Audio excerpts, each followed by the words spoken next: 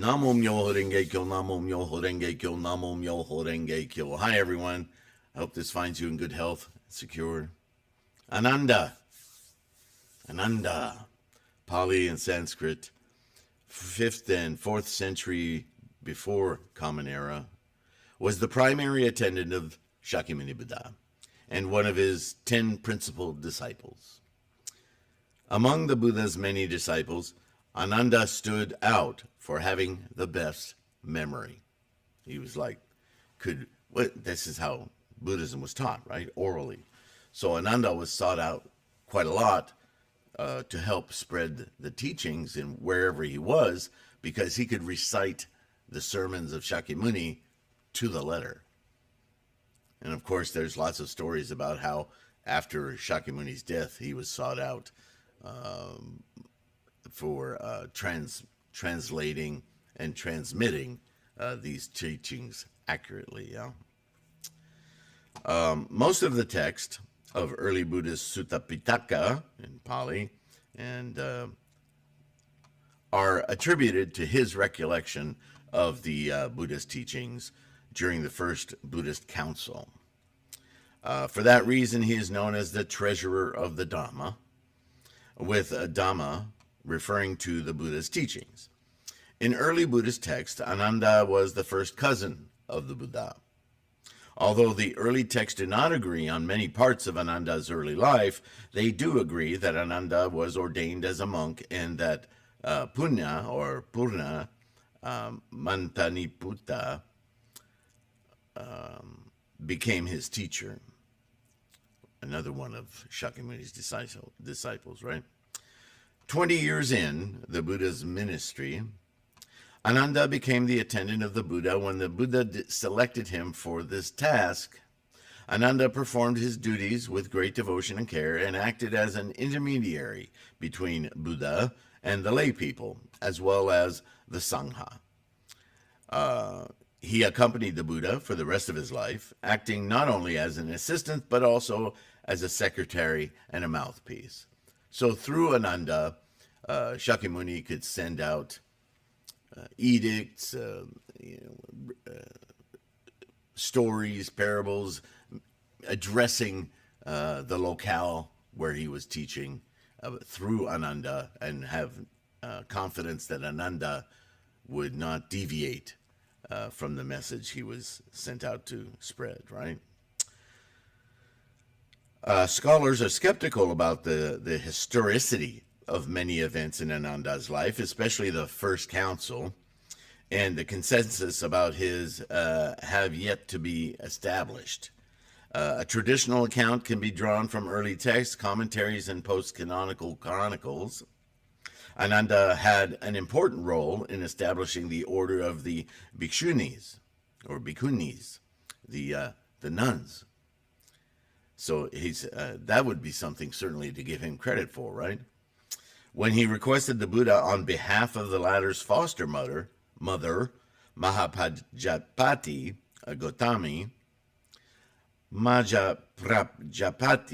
Gautami, to allow her to be ordained.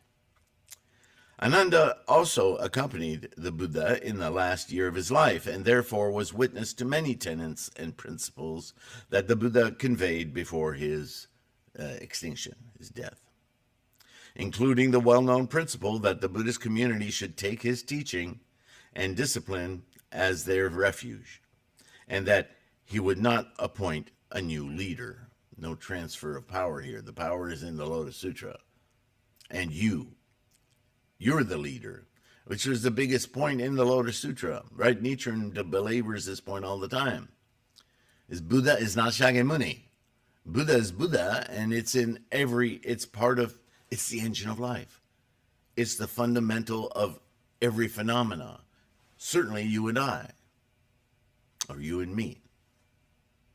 The final period of the Buddha's life also shows that Ananda was very much attached to the Buddha's person, and he saw the Buddha's passing with great sorrow.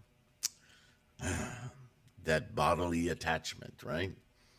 That final letting go of that liberates us fully. Shortly after the Buddha's death, the first council was convened, it is said, and Ananda managed to attain enlightenment just before the council started, which was a requirement. He had a historical role during the council as the living memory of the Buddha, reciting many of the Buddha's discourses and checking them for accuracy. During the same council, however, he was chastised by Mahakashyapa and the rest of the sangha for allowing women to be ordained and failing to understand or respect the Buddha at several crucial moments. Ananda continued to teach until the end of his life, passing on his spiritual heritage to his pupils, Sanavasi and Majhantika, among others, who later assumed leading roles in the second and third councils. Ananda died 20 years after the Buddha, and stupas were erected at the river where he died. Ananda is one of the most loved figures in Buddhism. He was known for his memory, his erudition, and compassion, and was often praised by the Buddha for these matters. He functioned as a foil to the Buddha, however, in that he still had worldly attachments and was not yet enlightened, as opposed to Shakyamunibuddha. In the Sanskrit textual traditions, Ananda is considered the patriarch of the Dhamma who stood in a spiritual lineage, receiving the teaching from Mahakashyapa and passing them on to his own pupils. Ananda has been honored by bhikshunis since early medieval times for his merits in establishing the nuns' order, and well he should be.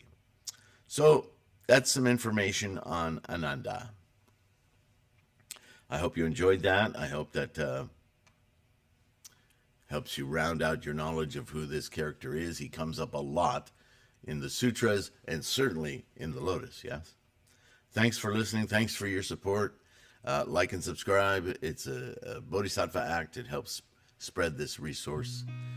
In the meantime, take care of your health. Keep your practice strong. And I will see you in the next one. Bye for now.